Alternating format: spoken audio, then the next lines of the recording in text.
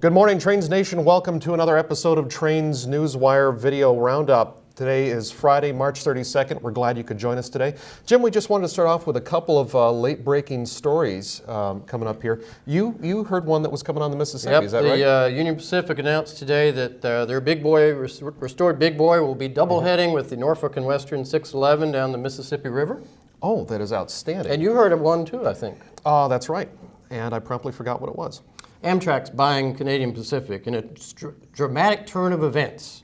Oh, that's right. And Hunter is going to be leading the very first train from Los Angeles to Miami Beach. Correct. Happy April Fool's Day. So, on the news stories that we have this week, we've got some really interesting ones. Sound Transit out in Seattle had a big opening last weekend, but then a little bit later this week, they punched through a second tunnel. I saw that. Underneath the University of Washington. It was 3.5 miles? The line is 3.5 miles. Oh, the line is 3.5 miles. I was going to say. And they have another tunnel punching through. But they're doing so much out there. With transit work, light rail, heavy rail, subways, it's just unbelievable. And you're giving me a great lead-in to promote the commuter railroad stories that we've got in the June issue that we're closing out right now. That's going to go off to the printer next week. So, but yeah, there's some really terrific stuff going on out in Washington State and a lot of the other commuter agencies as well. Absolutely. Dallas, Atlanta, Los Angeles. Another interesting story, a little bit more lighthearted. Thomas the Tank Engine is coming out with diversified locomotives. We're having new ones from Mexico and Brazil, India, and China. The international fleet. Or something like that. Wow. It's not really clear as to how they all got to the island of Sodor, but new friends. But new friends. So that's from different places. Wow. Right. It'll be so Percy and James and all these other characters are going to have new buddies. They're going to have new buddies. I think they're going to get pushed off onto the rip track. Is this just in the cartoon, or is this also in the Thomas that goes around and visits railroad museums and tourist railroads? I think it's, well, for right now it's going to be cartoons. Okay. They're going to do a feet-length movie with all these guys. So we're going to hear maybe some languages, some accents, and different locomotives in there. Personally, I'd like to see a Baldwin on the island of Sodor and that, the nice funky red and green colors of Ferromex. We'll have to see if they get a Porta exhaust, with a special, extra efficient exhausts and things like that. All these other things. it'd be interesting, interesting to look at. I missed that story. I'll have to go back and reread my own newswire. It's on there. Jim, what couple of things caught your eyes so far this week? I thought it was really cool, the concrete tie plant that just opened. That's right. For All Aboard Florida, the big project to build a privately financed passenger railroad between Miami and Orlando.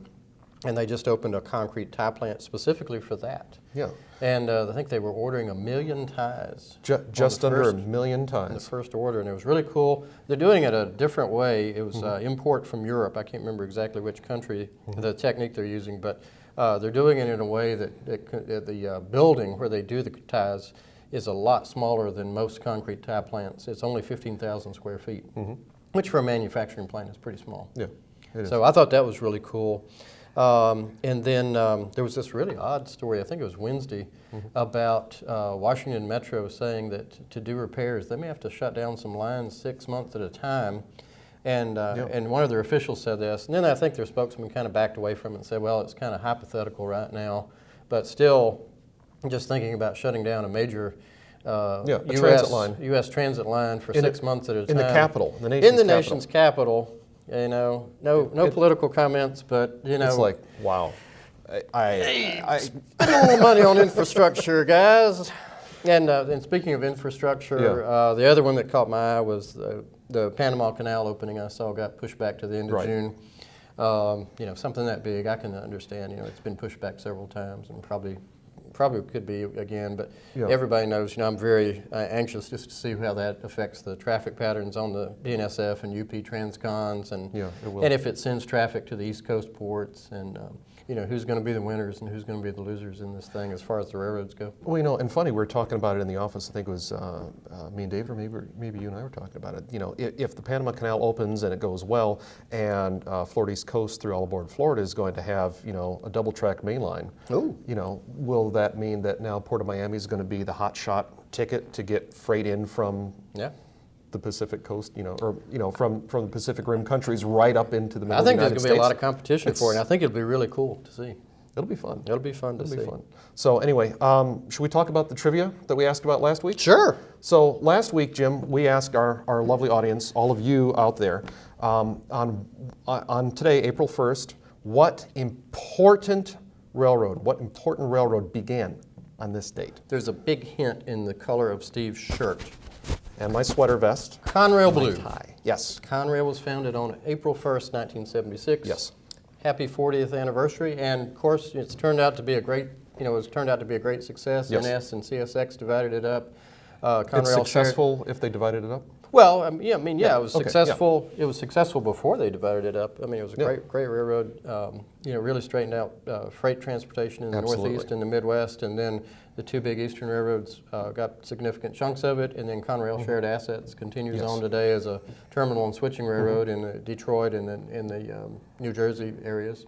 So very successful transition. Yeah, we're going to have a remembrance of Conrail or a reflection on Conrail later today from Wayne Lapley in Pennsylvania. So Yeah. look forward to that.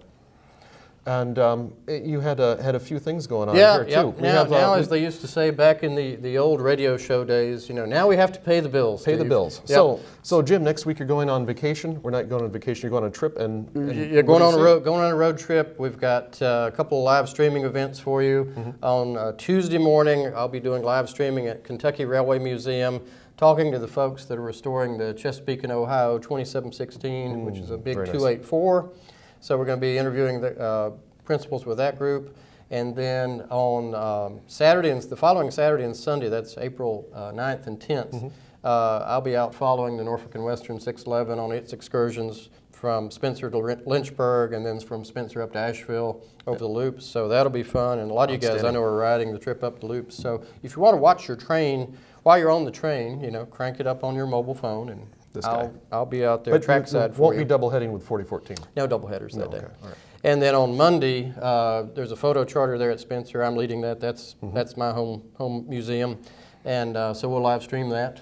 And then I've got one more live streaming event on Wednesday. The following Wednesday in Cleveland, we'll be interviewing the folks with the Reading 2100 big 484 restoration, gonna be and huge. so we'll be doing a live stream on that. There's a schedule for all this on the train's website. If you go to www.trainsmag.com/Big Steam, Big steam. Big Steam, that's where you'll find the schedule for all this. Yeah. And you'll also find the viewing window for the video. And all this is a prelude to a special magazine that we're going to Yes. be doing this time next year about all of the big steam locomotive restorations that are going on. That's right. Or that are being completed, because we actually have several that are probably going to be done this year. So, Yeah. Well, the Malley, and then there's yep, the Cena O'Malley at it's Western just gonna Maryland Scenic, the Santa Fe 2926 in New Mexico. UP should have the 844 out. So we got tons of stuff going on. We got tons of there. stuff. Yep. But now you also asked me to remind you about the England trip. It's too late to book an England trip. Is that correct? Yeah, our England trip is sold out. But we do invite you to go on our Colorado tours this summer. We still have a little bit of space left on those. There's Right. details about that on the website again. You can go see this place. Yes, Really cool. you can go to all the tourist railroads. Our Colorado SIP, which is magazine lingo for a special magazine, Yes. and DVD, should be out this week. So those will be available very soon, and you can still order those, of course. And lots going on. It's lots of fun, lots of fun. So now that we've paid the bills, we've talked about news, we talked about trivia, it's time to talk about trivia again. Now Yes. remember, you can send in your answers to our trivia questions, self-addressed stamped $20 bill, send it to me and Jim, or just me. Write your answer on the back of the $20 bill. $20 bill. And this week's trivia question, Jim, is? This week's trivia question is about tunnel motors. Tunnel motors. Taking a cue from our Colorado magazine. That's pretty cool. Yep, tunnel motors. If you read the locomotive column in the month and trains, you've read Chris Gus's story about that not long ago. But our trivia question this week is: UP, SP, and Rio Grande, all three had tunnel motors, but who had them first? So write your answer on the back of a $20 bill, send it in to us, or put it in the comment section down below. Here. The comment section, not the email address, the comment section. Right. And for those Down there. of you who answer correctly, we will choose one name out of the hat and mention you in lavish terms on the air next week. All right. Are we done? Sounds good to me. All right. For everyone at Trains Magazine, I'm Steve. I'm Jim, and be careful out there. Remember, it's April Fool's Day till midnight. Bye. Have a good weekend. And now at the Martha White hour, now we got to pay some bills. Martha White. Oh, come on. Flour? No, Martha White flour? Martha White I flour. think that's a southern. It is a southern thing. I'm sorry. Martha, well, but you're going to tell us now. Martha White is just a brand name for flour in the South. Every good Southern cook has a 5-pound bag of it lying around at any moment. Well, That kind of flour. We have Pillsbury, I guess. Yeah, you have Pillsbury Gold or medal. something like that. Gold Gold medal. medal, yeah. Gold yeah. medal. There's King Arthur sometimes. Mm-hmm. For more about Colorado and its fabled railroads, be sure to check out Train's special issue, on sale now. This 100-page softcover publication offers full-color maps, detailed articles, and insights only Train's authors and editors can provide. And consider a Trains Magazine tour of the state. Stops in 2016 include Leadville, Chama, Durango, and Golden, as well as rides on some of the most well-preserved and scenic narrow-gauge steam railroads in the U.S. We are planning even more advanced trips for 2017. And if you like this video, please consider our other full-length videos. Big Boy, On the Road to Restoration. Heavy Hauls, 611 in Steam. They're all available from our website, kalmbachhobbystore.com.